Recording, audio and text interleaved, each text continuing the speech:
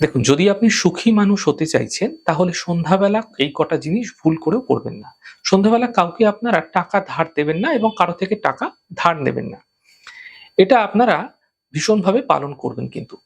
যদি আপনারা এটি পালন না করছেন দেখবেন একটা দারিদ্রতা চলে আসবে আপনার সংসারের মধ্যে, আপনার পরিবারের মধ্যে, আপনার নিজের মধ্যে এবং অর্থনৈতিক কষ্টের সম্মুখীনও করিয়ে থাকে এটা।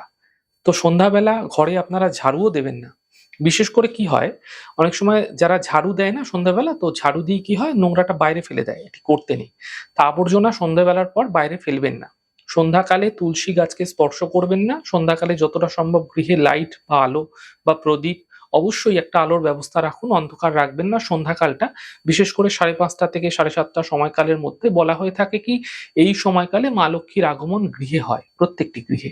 তো এই সময়কালে যেন কিছু অন্ততপক্ষে আলো গৃহে অবশ্যই আপনারা জ্বালাবেন। সবসময় অন্ধকার রাখতে নেই ঘর। এবং এর সাথে কি করবেন? সৎকর্ম তো করছেনই, করবেনই।